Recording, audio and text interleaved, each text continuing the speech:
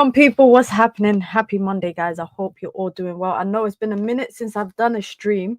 I've still been uploading videos, but it's been about a week and a bit since I've done a stream. But we are here. We are back. I've just been, unfortunately, quite busy. But nothing's changed in the world of Manchester United because we're still shit. We got so much to talk about. Like, honestly, guys, we're going to have a little bit of transfer talk today, but obviously we're going to dissect yesterday's game, talk about really I don't want to say it's the problem at hand with Manchester United, because I think the problem has just been there historically. It's been there over the last 8 or so months. We've kind of papered over the cracks, and it's not looking great. It's not looking great. I was at the game yesterday at Craven Cottage, guys, and I'm not joking. The fans got in Bruno's head. Like, before that penalty, and when I saw that little step back that he was doing in the penalty, and he kind of ended up going into the ref, I knew that the miss was going to happen from that. Because then he just started having a go at the ref, saying to the ref, I don't know what he was saying, but he was like, oh, I know for a fact he's saying, you got in my way, you've just messed up my mojo of my penalty routine. And just from there, I kind of knew he was going to miss. The first 5-10 minutes, I think, was exciting. But I think that's the story of Manchester United under Ruben Amorim, is that they can't put away the chances that they create. But we're going to talk about all of that. We're going to talk about things that I noticed in the game. I watched the game back after I came home. The midfield is a joke. The midfield is a joke. And I think that having two managers back to back who have neglected the midfield, I don't know what we've done wrong in our past life, guys, to deserve that. Because I was watching the game yesterday, right? And the angle that I had was quite high up, so I kind of had like a bird's eye view. And every time I just kept saying to my sister who was with me, I kept saying, where's the midfield? I'm seeing Sanderberg having acres of space to run into. And I just thought, I saw Kobbie warming up from about the 15th, 20th minute. And I thought, this is a game for someone that can progress with the ball through the middle. Bring on Kobbie. Bring on Kobbie. That's all I kept saying. Bring on Kobbie. But also the midfield battles that United lost. And we're going to bring up the tactical board because I've set something up to kind of go through it. So make sure you guys hit the like button. Be sure to subscribe as well if you are new here. I hope you lot have been enjoying the videos that I've been dropping. I know I haven't been doing as many streams. But you know what, guys? This part of the transfer window, honestly, there's not really much to talk about. Like, I don't want to do streams for the sake of it. I'm hoping that the last couple of days of the transfer window grows into something amazing for Manchester United, and they bring in a midfielder and they bring in a goalkeeper and they move Garnacho on and they do this and they... But I don't know. I don't know if that's going to happen. Let me go through the comments quickly. Big up to everyone. Big up MUFC in the chat. Big up Manny as well. Who else is in the chat? Big up Nicole in the chat as well. Minna, your view at Craven Cottage was insane. That's the first time I've ever been to Craven Cottage, and it's a very nice stadium. I'm not gonna lie, it's actually quite nice. It's on the River Thames, a nice little angle. It's not too high. Yeah, it's a nice stadium, man. It's a nice stadium, I can't lie. But listen, let's actually get into the game. Let's start with the game from Ruben Amorim, because I have my concerns about Amorim. I really do have my concerns about Amorim. Probably number one is his stubbornness. And I think that it's crazy because in hindsight, right? In hindsight, when he joined Manchester United, we were talking about his stubbornness potentially being a positive thing.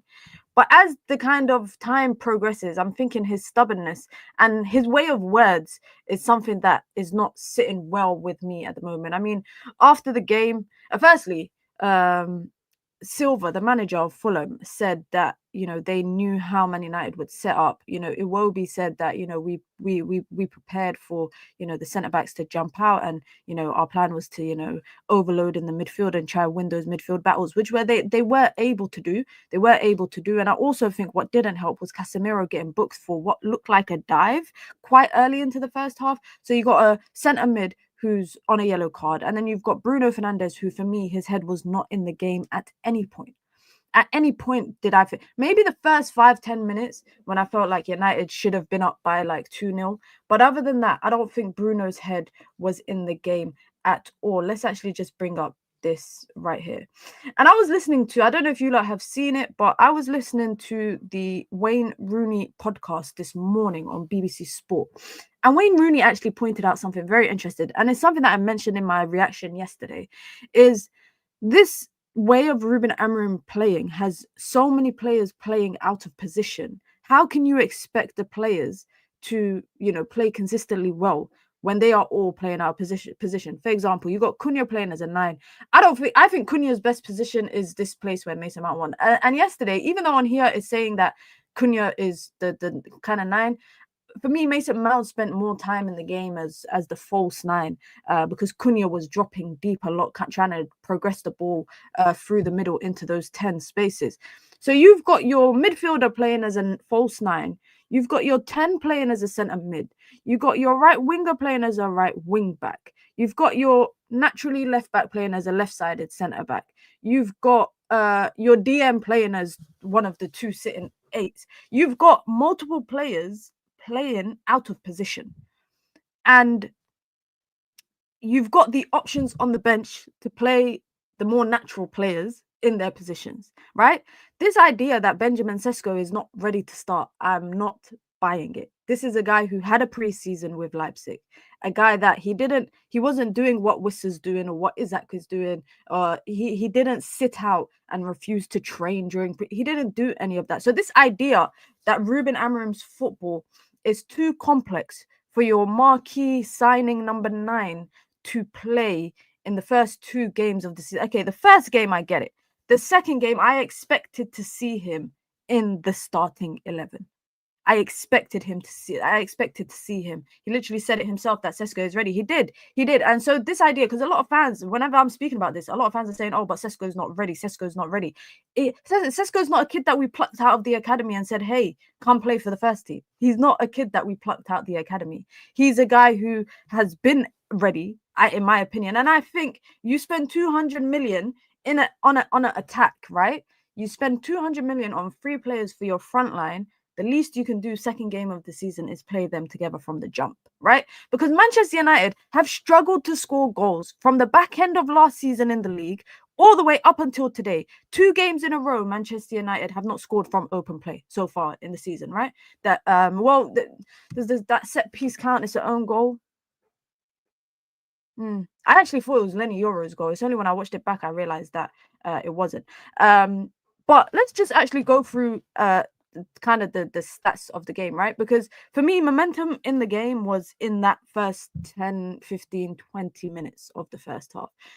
But we can't be a team that plays well. Like, for me, there's no benefit in playing well and hitting the post and creating chances in the first 20 minutes and looking like the better side if you've got nothing to prove for it. And bit by bit, as the game progressed, in my opinion, Fulham clawed their way back into it. Fulham went from having nothing in the first 20 minutes to being on top for the best part of 60 minutes of the game. Let's be honest. Manchester United, after that penalty, did not create really any chances. And I don't want to single Ahmad out, but this is another game for me that Ahmad and Mbeumo haven't worked together on the right-hand side. It's another game that they have not worked together. I mean, bar from the fact that Calvin Bassey was bullying the hell out of Ruben Amorim, and not out of Ruben Amorim, Calvin Bassey was bullying the hell out of Bryan Mbeumo. But Ahmad and Mbeumo, again, picking up the same spaces. Ahmad's holding the width, as is Mbeumo. Mbeumo is coming in centrally, as is Ahmad. And that is, for me, no excuse. I'm not saying that, Ahmad should be benched or Mbeumo should be benched. But I'm just saying that when you are playing players in positions that they are not, like, it's not their regular position and it's not somewhere they thrive in, they are going to resort back to familiarity. Ahmad's familiarity is playing in that little central area. Ahmad and Mbeumo are similar players. They are going to take up and occupy the same. And this is why I said at the beginning of the summer transfer window, United should sign a right wing back if they genuinely want to play in this manner. They should sign someone who's more naturally of a right wing back ilk. And Mbeumo had 0 shots. This is literally what I wanted to actually pick up on. I wanted to talk about the kind of attack that Man United had after the first 20 or so minutes. This is Bryan Mbeumo here, and this is not me. I'm not criticizing Mbeumo, but I'm just saying that when you have a style of play that is so restrictive, in my opinion, Man United's way of playing football under Ruben Amorim is, you basically you bring in the press, you bypass the press by going long, you win the second ball, you use the wide channels, and then you get the ball centrally for the striker or for the 10s. Yeah, that is how, for me, Man United want to play under Ruben Amorim. But when it's such a restrictive way of playing, for me, your build-up shouldn't be predominantly through, like, your wide players, especially like wing backs or fullbacks. They should be utilized as part of the attack. They shouldn't be the focal point of the attack. Your wide-sided centre backs, again, it's good to have ball playing, still wide centre backs, but they shouldn't be the main part of ball progression from your backline. For me, the main part of ball progression should be your centre mid. And this is the argument I'm having with people all the time. I can't have midfielders that are not good on the ball. Not only good on the ball, but can retain possession, that can keep the ball going. When I look at the best teams in Europe, they have somebody who keeps the ball ticking in the middle of the pitch. Manchester United don't have that. We don't have that. And I'm not saying Carlos Baleba would be the answer to it, but I think Carlos Baleba would cover a lot of the physicality and kind of dual section that Manchester United struggling in midfield. It would allow other midfielders like Kobbie Mainoo, etc., to have less defensive responsibility. But just look at this here. Bryan Mbeumo scored 20 goals last season in the league. 20 goals for Brentford. He had the least number of touches of any outfield player that played a full 90 minutes. How? How do you go from being one of the top 5 goal scorers in the league last season to not having a single shot on goal? 14 out of 16 passes. He had 0 shots. Don't even show me fantasy points. Don't piss me off. 32 touches. I'm not joking. How many touches did Bayinda have? Don't mess with me. How many touches did Bayinda have?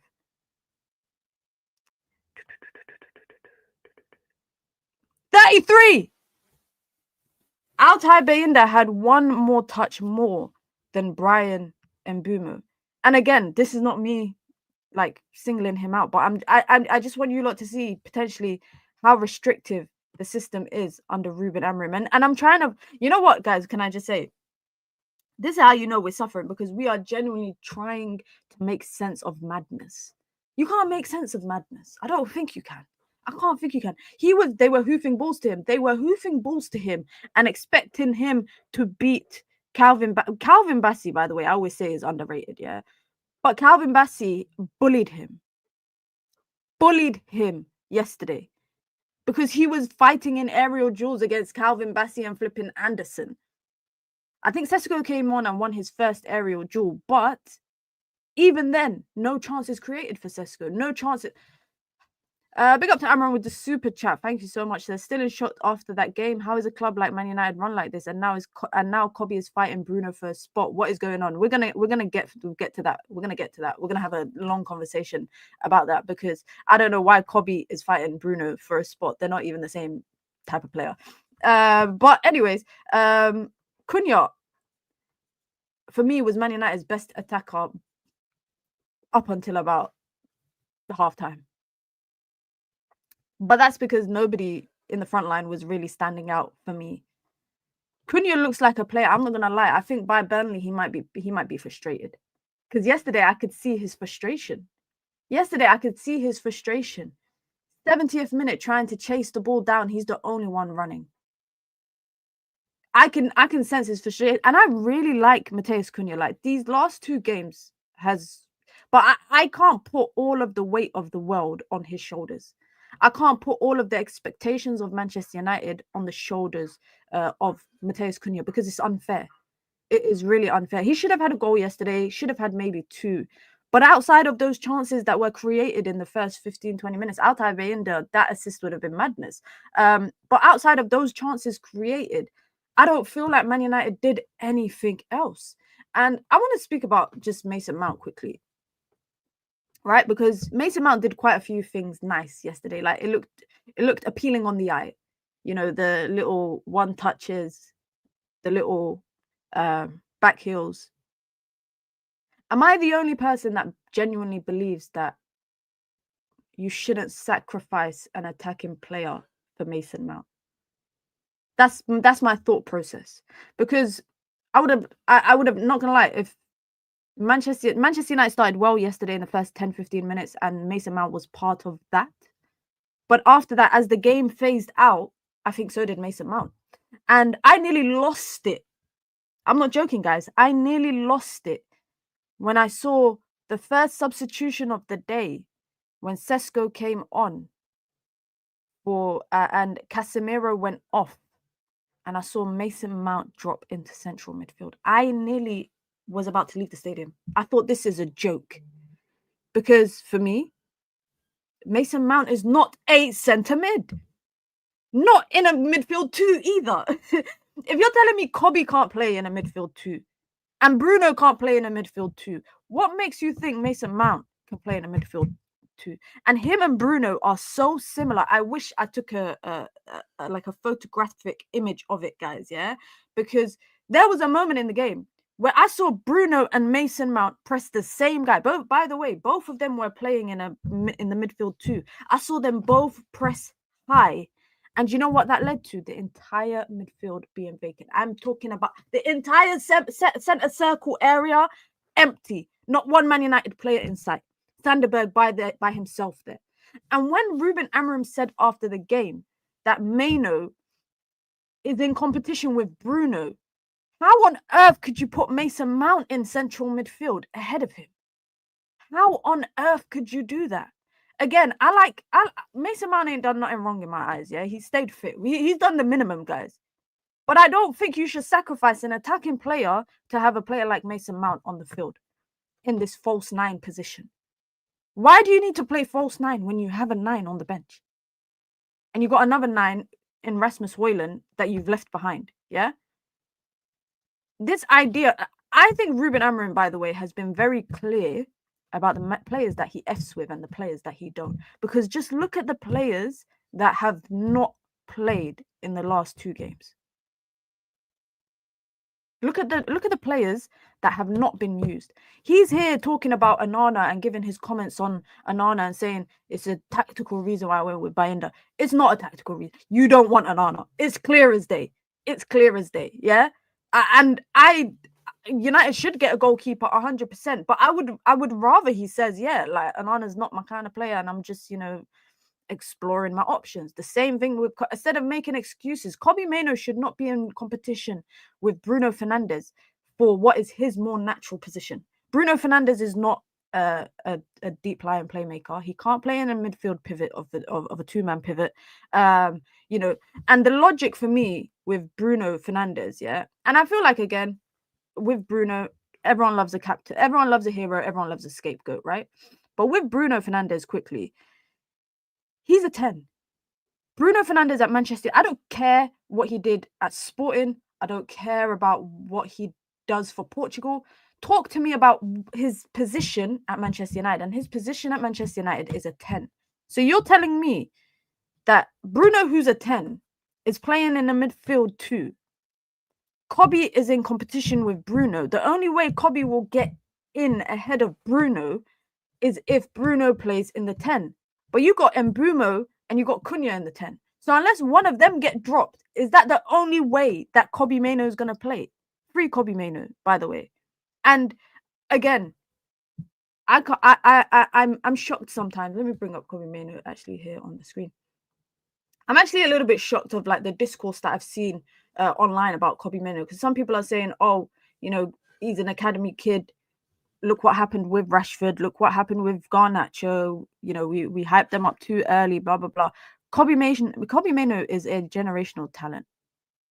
And if you can't see that, I think you are being, what's the word? You're not looking at it on purpose.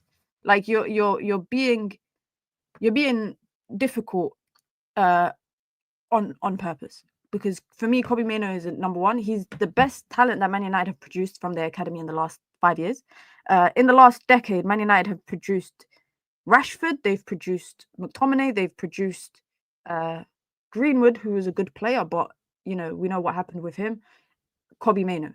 That's for me the best players that they've produced in the last decade. And you're possibly telling me that United sold McTominay, Amorim got rid of Rashford, and could get and Kobbie Mainoo might go down that same path. All because Man United, or not even Man United, Ruben Amorim is adamant on playing Bruno Fernandes. Like, I think any manager that has cojones, number one, and number two, any manager that, like, we talk about player power and player influence, etc., etc. Any other manager, in my opinion, of a big club yesterday, I think they would have taken off Bruno at halftime, because you would have seen his head was not in the game. Like, that penalty, I think, was just the icing on what was a horrible cake for Bruno Fernandes in that game. Like, Bruno Fernandes for me was out of it. I mean, and that penalty just went on to even, I think, cause more problems for Bruno. He wasn't playing that great before the penalty. After the penalty, I think he struggled even more. And in that moment, yeah, Bruno is one of the most experienced players in the team. And yes, he's, Man United's biggest attacking force over the last couple of years, statistically. But if your player's head is not in the game, you take him out of it. I don't care who the player is. I really don't care who the player is. It could be Bruno. It could be, like, we're going to get to the goalkeeper conversation. It should have been Bruno on the bench, a guy in the reserves. Mount shouldn't have started. I just struggle to believe this idea that Man United look better in the team with Mount. I just think you're sacrificing an attacker. And that's not me. I'm not singling out, by the way, Mason Mount, because I think Mason Mount has his uses. I definitely think he has his uses. But you brought a guy that scored 15 or so, 21 goals in all comps last year in Sesko. You got Cunha with 15 league goals last year. You got if you've got these guys who have scored 15 plus goals in the league last year, why do you not want to play them together? Because for me, I'll be honest, Mason Mount is legs, he's energy, pressing. Right? Outside of that, I don't like the benefits of him in that attack is minimal. And yes, he scored in preseason, and yes, he scored goals for United, a couple of goals since he's joined United. But I am of the belief, guys, you play your strongest team at all times. Maybe that's the old school thought that I have. Let me bring up the tactical board here, and I'm going to go through the comments as well quickly. Let me see what some of the comments are saying. I honestly thought Bruno would let Mbeumo take that penalty. So did I, When I saw Gyökeres took a penalty for Arsenal the other day, and I thought, will we see rotation at Manchester United when it comes to penalties? Allegedly not. I don't know if Bruno is not a penalty misser, by the way. He hasn't missed a penalty in God knows how long. But for me, it's the manner in which he missed that penalty. And I also believe that penalty changed the momentum of the game. The momentum swung in favor of Fulham from when Man United missed that penalty. And from there on out, I think, except for the goal that they scored, I don't think United really created. Like, how can you have Mbeumo, Cunha, Sesko on the pitch for near enough 25 or so minutes and you don't create nothing for them? Nothing. Do you know how wild that is, guys? I don't really think we're deep in it. Do you know how wild that is? I want to visualize this, because I actually want to, I don't want to single him out, but I do want to talk about this guy here. Bayinda. Good passer. I think he's a decent passer. But if my heart has to be in my stomach one more time when United are on a set piece, I think I might have a cardiac arrest, guys. Yesterday, and even like against Arsenal, and we've seen it last season when he's played as well. I've never seen a keeper look as flimsy as he does from set pieces. And when I say flimsy, I mean, firstly, the guy, he's got no strength. He's got no strength. He can't push his way through anyone. And yes, we can talk about the fact that sometimes, goalkeeper calls don't go Man United's way in comparison to maybe other people. But the guy cannot get a hand to nothing. And every time yesterday, I think teams have noticed, by the way, just slap it in swinger into Man United's box from a corner. I think teams have clocked it. It's not really that hard. We've clocked it. So if we've clocked it, opponents will clock it too. They've realized slap it in swinger into the box, and you will get Man United's defensive structure becoming erratic, but also Bayinda, for me, yesterday, United were lucky to not concede from any set pieces. Honestly, I think Fulham were just not able to get on the end of anything, but they were delivering balls into dangerous positions. Now, the reason why I actually set it up like this, how do I get rid of that? There you go. The reason why I actually set it up like this, because I just want to show kind of this shaded area, if you call it, this kind of area there, right? Which kind of stood out to me throughout the game. One thing that I noticed was that Man United's backline, when Manchester United were out of possession, Manchester United's backline was so rigid and tight that this is what it kind of looked like to me. You had the back five like this, right? But you also had Bruno and Casemiro. I don't know if you guys noticed this, by the way, if it was just me that noticed. Bruno and Casemiro were so deep that this was the space between their wide centre-backs and them. And what does that lead to? That led to these three having all of the time necessary.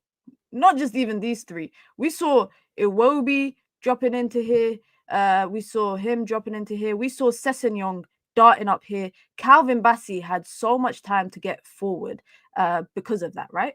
He had so much time to get forward because of that. But this is what it kind of looked to me when I was at the game. And then when I watched it back, I saw it again. And for me, it all started from the centre mids being so close to the space between the center mids and the attack. Look at the space between them. This is, by the way, I'm going off of image memory. This is what it looked like to me.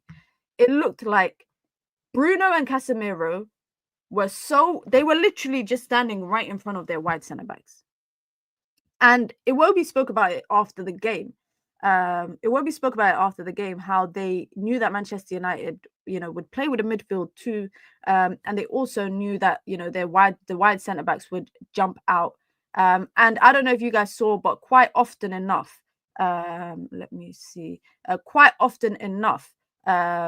Fulham's wide players, they know that Yoro's going to jump out, or maybe Luke Shaw would be able to jump out. You got King being able to run into those spaces, Muniz being able to run in those spaces. And actually, how they scored the goal with Emil Smith-Rowe was because of, the fact that firstly, what Dalot did was ridiculous. I ain't never seen someone play on the half turn in that manner in their own third, when they've got a man pressing them. For me, it's like spatial awareness. You should be able to, if you can't see it with eyes on the back of your head, obviously you don't have eyes on the back of your head, but if you can't see it, you should know just by the vibe that a player is running behind you.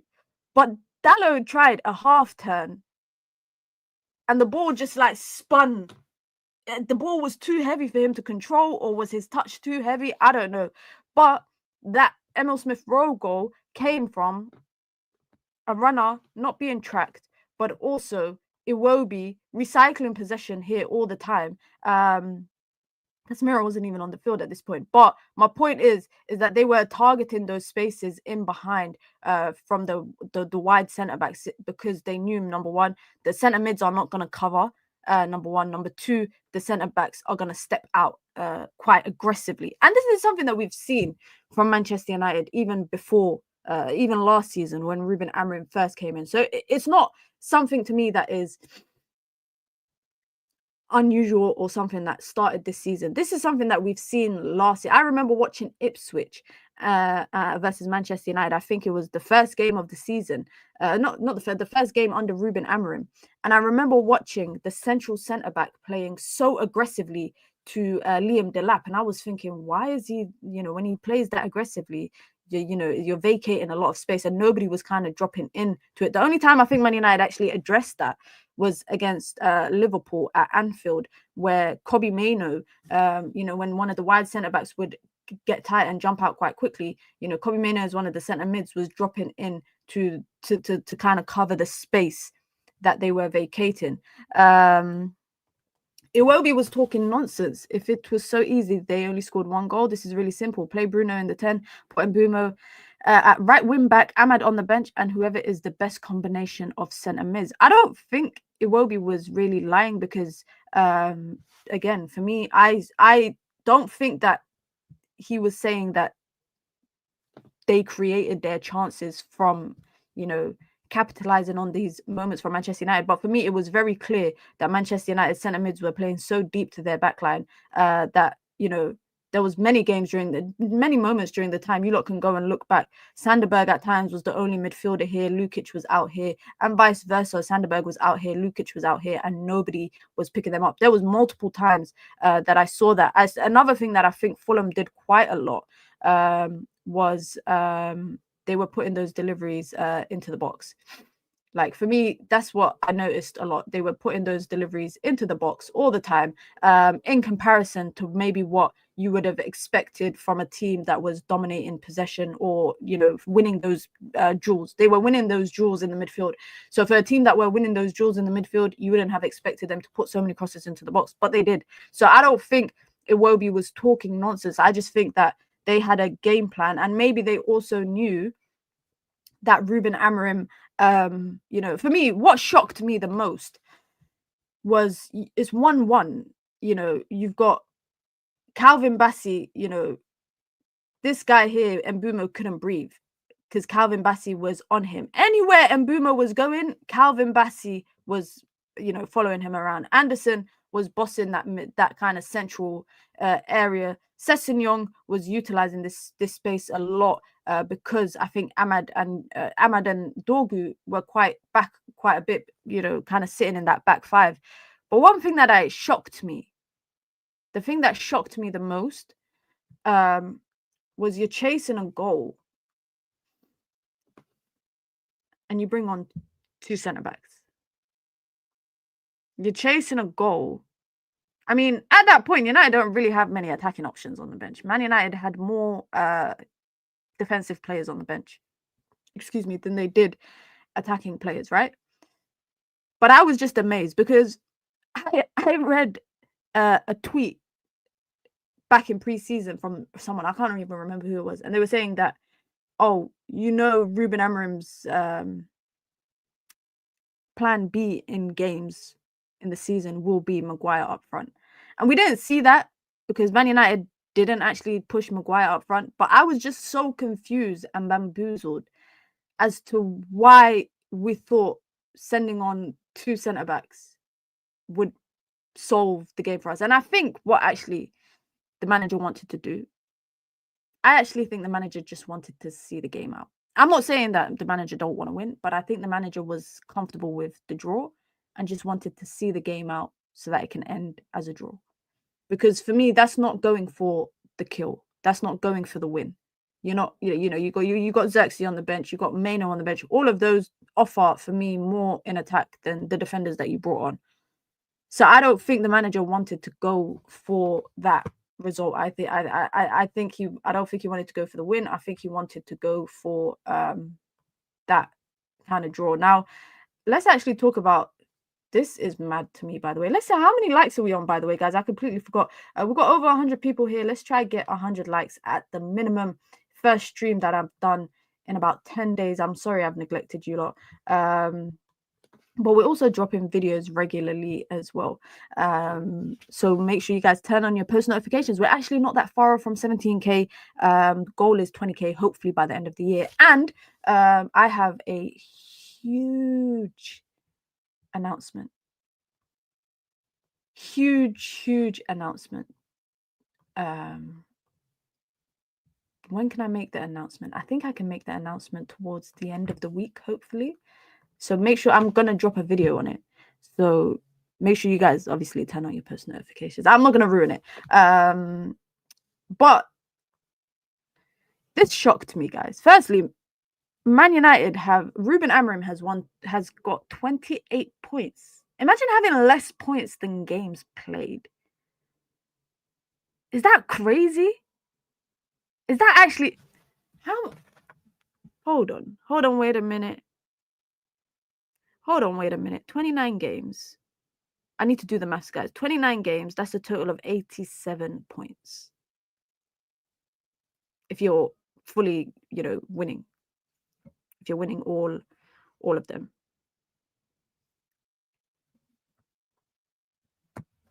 So that's 87 points, if my maths is right. 28 points in 29 games is crazy. Yo, well, maybe Ten Hag was onto something when he said, I'm not Harry Potter. I'm no magician. Maybe Ten Hag was up. By the way, he just lost his first game in the Bundesliga. What's so funny to me, by the way, is fans watching the Bundesliga, watching Bayer Leverkusen lose and cheering with that. Like, we're not any better, guys. we can't laugh at Ten Hag because we really ain't any better right now. But Ruben Amorim, according to Opt the stats, Ruben Amorim has a Premier League win percentage of 24.1. I'm going to be nice enough to give him the 1.1%. 24.1%, which is 7 wins in 29 games, which is the exact same percentage as Neil Warnock, who won 27 of 112 games, who was relegated twice from the Premier League.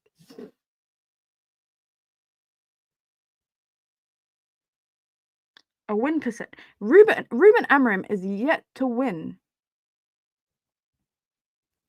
He's yet to win back-to-back league games. It took Thomas Frank 2 games. It took Thomas Frank 2 games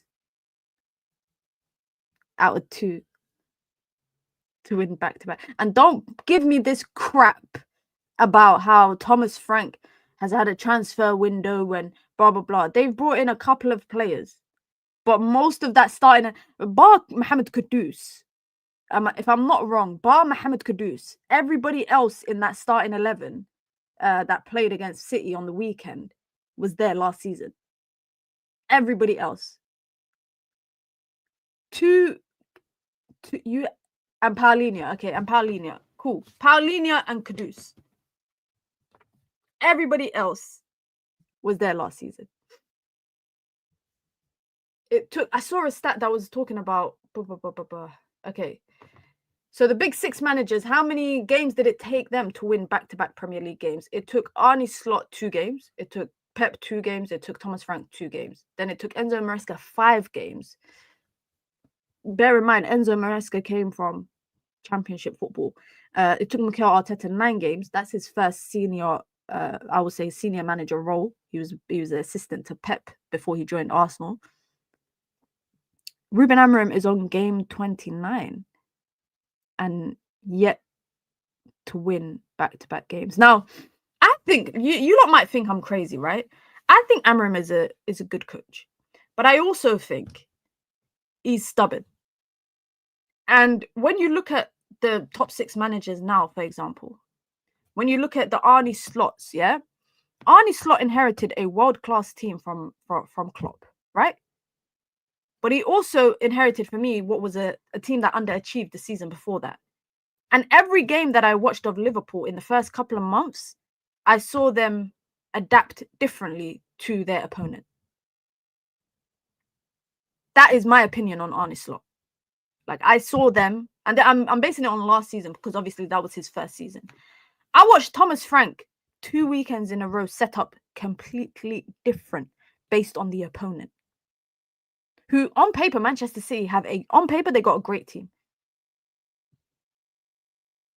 My issue with Amorim, and even Enzo Maresca, watching him last season, I saw many times he adapted based on the opponent, based on the players available at his expense. I can't get behind a 10 that's playing as an 8, a 10 that's playing as a right wing back, a DM that's playing as an 8, a midfielder that's playing as a false 9. A left back who's playing as a left-sided centre back. That one I can let it slide a little bit.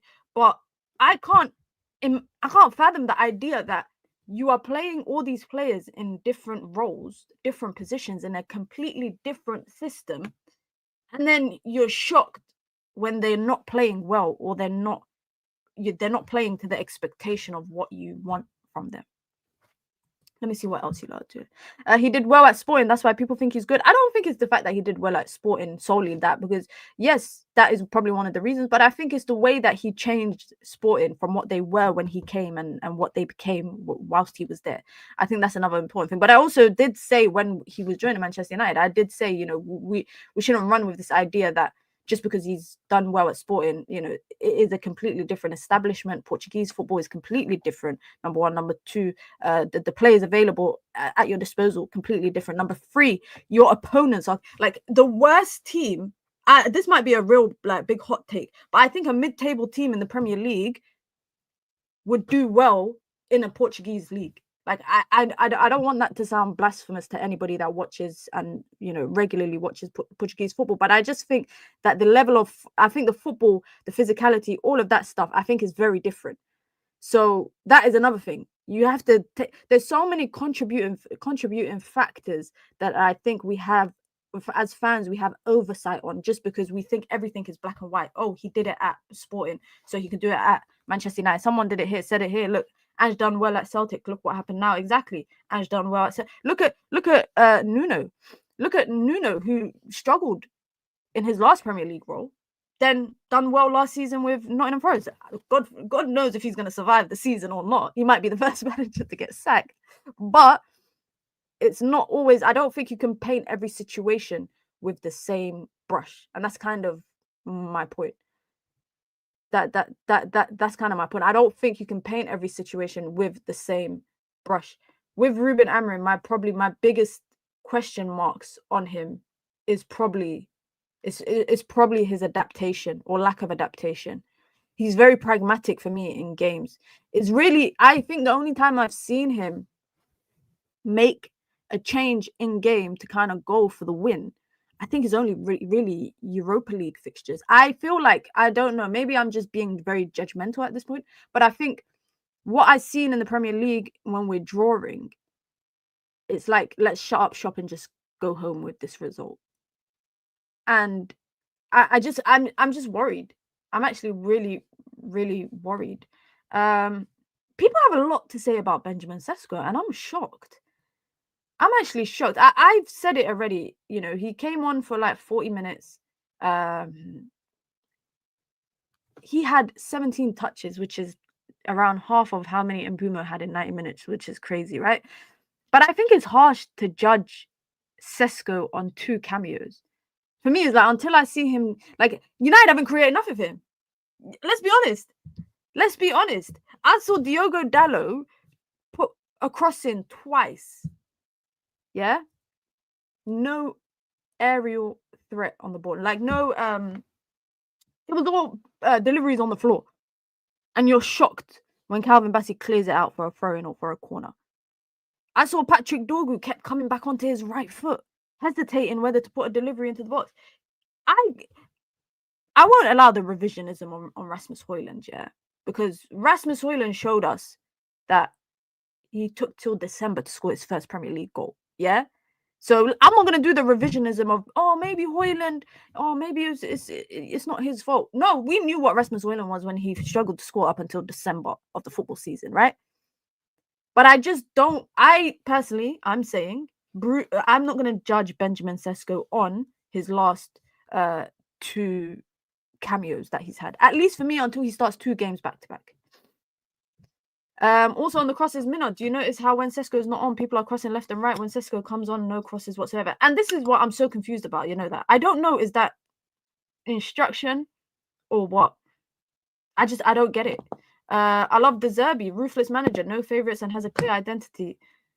I don't think I have the blood pressure to deal with a manager like De Zerbi, because we would get slapped 4-0 and 5-0 and he'll come out talking reckless in his post-media comments, sorry. I've seen the whole thing that's happening right now at Marseille with Rabiot and the other guy, but after I saw that clip of the way that he dealt with what was his name, Kone, I think it was, yeah, De Zerbi ain't my kind of manager. I can't lie. De Zerbi ain't really my kind of. Thomas Frank was my kind of manager. I like Thomas Frank, but that ship has sailed. That ship has really sailed. Let me see what else you lot are saying in the chat.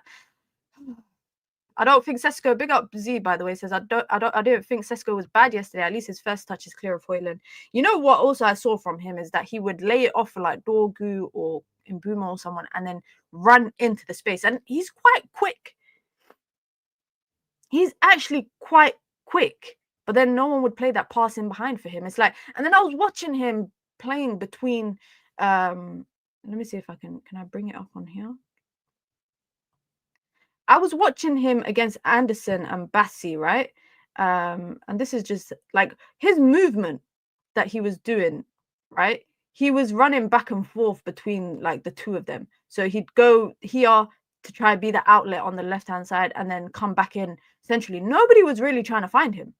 No, like for me, no one was really trying to find him. And I just kept thinking, why does no one like Amorim needs to start him? For me, it's like you spend 200 million on attack, you play that attack together from the first game of the season. I'm not buying this. I'm not buying this stuff about players needing to be embedded and just play them. United scored 44 goals in the Premier League last season. Adaptation shouldn't be your biggest worry. It shouldn't be. It really should not be. Let me see what else you guys are saying in the chat as well. I'm sure that people are already saying what kind of manager that we should go for. Do you think Amorim is gonna get sacked? Like, honestly speaking, guys. Honestly speaking, do you think Amorim will get sacked? Let me look at United's upcoming fixtures because I would have thought this would have been the game for United to get a result. I can't lie. The last time we played in the early stages of the Carabao Cup, was that when we played MK Dons, guys? Was that when we played MK Dons? I think it is when we played MK Dons, the last time we were this early in the Carabao Cup. By the way, guys, are we on 100 likes yet? We are 17 likes off from 100. So make sure you guys hit the like button. Be sure to subscribe as well if you are new here. If you want to join the membership club, you can. It's the pinned comment in the chat. You get your badges, you get your emojis, you get your custom member content. Of course, you get to support the growth of the channel. If you want to support the channel in alternative ways, you can by sending in a super chat. You see we've got a goal here on the channel, so you can send in a super chat with your comments, with your questions, with your thoughts, or just to show some love. As I always say, as an independent channel, as an independent creator, your support goes a long way. So any super chats with your thoughts supports the growth of the channel, improve the quality of the content here. If you haven't seen, we've been putting out content quite often. Like I'm putting out videos a lot. I'll put out a video today as well after Liverpool versus Newcastle. United's next what? I don't even want to think about Carabao. Guys, is it bad if I say let's forget about the Carabao Cup game if we just talk about the league? Because I think the Carabao Cup will mask results. Like if we get a result, it will mask the reality of what Manchester United are going through right now. And if we just look at Man United's next 6 games in the league, yeah. Burnley at home, City away, Chelsea at home, Brentford away, Sunderland at home, Liverpool away. That's no joke. That is no joke. I mean, will Amorim even survive this? Oh my God. Will Amorim even survive this? This was around, end of October was around the time that Ten Hag got sacked as well last season. Like, I don't even know if Amorim's going to survive this, guys. Oh my God. Man City, yeah, is one of them ones where I'm like, Man City don't even be looking that good. Like, they look a bit underwhelming anyways. Chelsea look good. Sunderland look all right. Liverpool looked good, I'll be honest. Brentford look okay. I mean, they just brought Otara, who's a baller, by the way.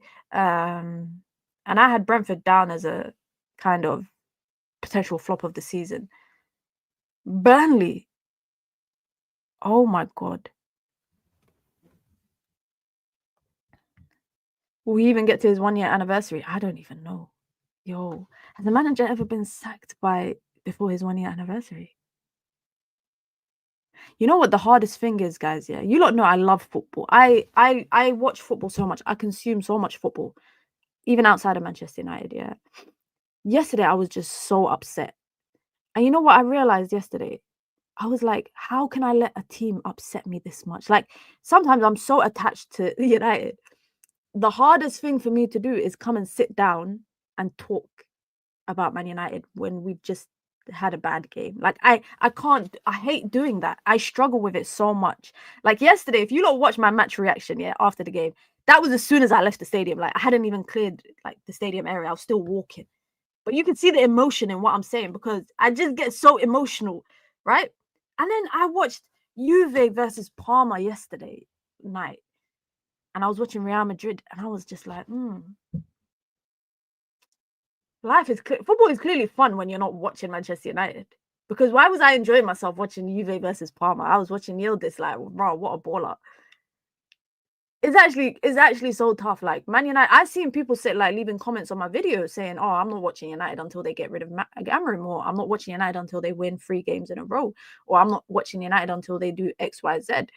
Like looking at this fixture list, and it helped. Well, I don't know if it helps that after the Burnley game, it's a bloody international break, and then after the Sunderland game, it's a bloody international break. But I genuinely can't look at this and tell you comfortably, yeah, we're winning 3 out of 6 or we're winning 4 out of 6. Like I could say maybe we win 2 out of 6.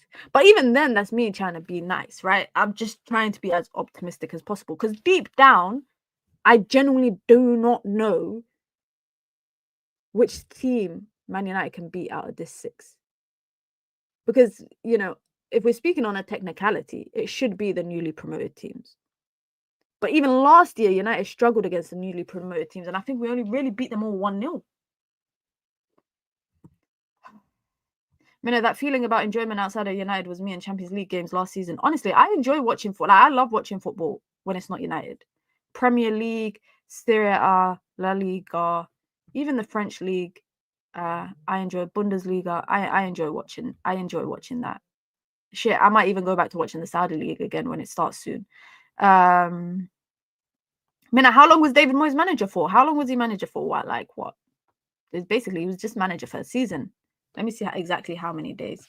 How many days was David Moyes Man United manager? I want to know exactly how many days he was manager. He was manager for 295 days. 295 days from July the 1st until 22nd of April. And he had a total of 9 months and 51 games in charge. How many days has Ruben Amorim been at Man United? I don't even know. Why is it not giving me the days? So he's only been there as of what, November 1st. So what's November 1st? How many days ago was November 1st?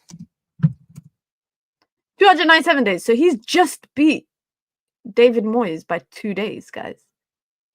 He's just beat David Moyes by 2 days. Let's actually quickly talk transfers because there's been a rumor going around the Man United fan base about Al Ittihad being interested in Bruno Fernandes. And it's come out this morning, or this afternoon, sorry, that the news about Al Ittihad considering a move for Bruno Fernandes is not true, and United do not expect Fernandes to leave before Monday's deadline day. Sources in Saudi also believe that the links do not have that much substance. I actually have a weird feeling about this thing with Bruno Fernandes. I think it's going to get so toxic, guys. I think it's going to get so toxic. I also think, because I'll be honest, there's times where, with Bruno, I've always said Bruno's best position is the 10. I don't buy this. Him starting in the central midfield role has always done more damage than good for United over the last number of months that Amorim has been there.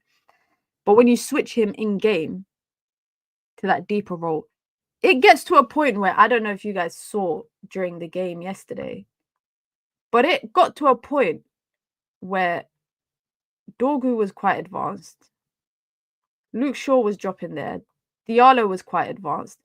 Casemiro is here. Let me just fix this quickly to make it look a bit more realistic. Let me put Mount back on. Casemiro is here by himself, and Bruno was dropping into this role here to play as what I call a quarterback, because it worked once against Liverpool in the FA Cup. So Man United had their makeshift backline in possession, which included Bruno Fernandes. I don't know if you guys saw this, but what did that mean? That meant Castagna, Berg, Lukic, Josh King. 1, 2, 3, 4. And Casemiro was expected to cover all of that area by himself. Casemiro was expected to cover all of that area by himself. There was moments where Mount would drop in, Cunha would drop in, etc. But I think, in my eyes, Fulham always had, in my opinion, Fulham had, the more players. They just box Casemiro in. He's not getting out. He's locked in. But I just don't get it. I'm going to go in depth with the analysis. No, I just don't. You know what? Because when I saw that yesterday, I thought there is no way in hell am I seeing Bruno Fernandes dropping into that that centre back area to do what exactly? To just go long with the ball. Mount ain't out jumping Anderson. He ain't out jumping Bassi. He definitely ain't out jumping Sanderberg or Lukic. But United would always go for that second ball. They would always go for that second ball every single time. And I think that was quite costly on our side. I do think it was quite costly on our side. But it's something that I noticed yesterday that this is for me just further proof, in my opinion. It's further proof that this situation with Bruno is going to get toxic with the fans, but also is trying out anything to have Bruno on the pitch. Bruno Fernandes ain't got no business being here. Honestly, guys. Honestly. Bruno Fernandes got no business, in my opinion, being here. He should be there on the other side of the pitch. He should be in this area here. He has no business being in that area over there. Not one bit. Now, and this is a big, big if, this is Ruben Amorim's way of trying to play out from the back. Hypothetically speaking, you're in this situation here. Where is Bruno going to pass the ball to? He's going to pass the ball to here. Is he going to pass the ball, go long here? He can't play the ball here to Casemiro. He could play it there if he wants to. He could play it to Luke Shaw. We saw him there under Erik ten Hag too. Not often. I think the only game I really remember him picking up those spaces again was that Liverpool game. That's why I highlighted that Liverpool game. Name me a time where we've cut through a team through the middle under Amorim. I said this at the beginning of the game, but Ruben Amorim's way of football is not playing through the middle. And teams will take advantage of that. Fulham took advantage of it by creating those overloads in the middle. Man City will do it. Burnley will probably do it. You know who Burnley have? Do you guys know who Burnley have that's going to run around like a dog when he plays against Manchester United? I have to bring it up. Where is he? They got Ugochukwu and Hannibal Mejbri. That's all I'm saying. That's all I'm saying. When we shouldn't even be focusing on. We should focus about Grimsby. That we should be thinking about Grimsby Town. We should be thinking about Grimsby Town. Not about Burnley. We are 2 likes away from 100 as we wrap up the stream. Just quickly, some transfer news actually. Let's go through some transfer news quickly. It's reported from Sky Sports that there is a growing willingness from all parties that believe that Manchester United will get a deal done for Rasmus Højlund. It's also been reported that Napoli are pushing close to a deal with Rasmus Højlund, with talks today seen as decisive. Who would have thought that Rasmus Højlund would be playing with Kevin De Bruyne and Scott McTominay, and they could possibly win the league? Who would have thought? I wouldn't have. If United could get good business for him, listen, I'm all for selling him. I've been very clear about that. Andy Mitten on Talk of the Devil podcast says that he expects Garnacho will go to Chelsea, but they are nowhere near what Man United want at the moment in terms of their offer. Real Betis want Anthony, but again, they are also nowhere near what Manchester United want as well. So I think the next couple of days, as we approach deadline day, I think we will definitely start to hear some more about these players. But listen, they don't want to pay up. You can stay at Man United. Well, Anthony, he needs to go because he earns a lot. But also, with Anthony and Garnacho, yeah, I don't like the way Garnacho has been using Fabrizio as his mouthpiece during this whole transfer window. Anthony hasn't done so much. I'm seeing Amorim I'm seeing Fabrizio Romano putting out statements of what Garnacho has said, but he hasn't said it to anybody but him. Because how else did we all hear about Garnacho saying that it's either Chelsea or he threatens to stay on the bench at Manchester United? It came from Fabrizio. That's why I rate Anthony a bit more, because Anthony just keeping quiet. He's not like I've seen his agent do 1-2 interviews here, but he ain't been talking too much. The person that they made out to be this monster was the person who probably went about their transfer the best. Marcus Rashford, he kept quiet and he kept it moving. Didn't talk shit. Didn't use Fabrizio as a mouthpiece. I'm sick and tired of every day I open Twitter, guys, and I'm just seeing something about Garnacho from Fabrizio. 99.9% of the time is the same shit, just a different day. It is annoying as hell. It is really, really annoying as hell. And I think out of the two of them, if Anthony leaves and Garnacho stays, I don't even want to see Garnacho. Like Amorim talking about a couple of weeks ago how he's ready to reintegrate them. If they don't leave, I don't want to see Garnacho back in that team. I don't want to see that shit. I'm sorry. I'm really, really sorry. And I don't even know if Chelsea don't even need him. I can't believe he turned down Bayern Munich, by the way, guys. I really can't. Chelsea, I stay on the bench. Facts. Don't threaten me with a good time. Don't threaten us with a good time, because that sounds like it's a bit of us.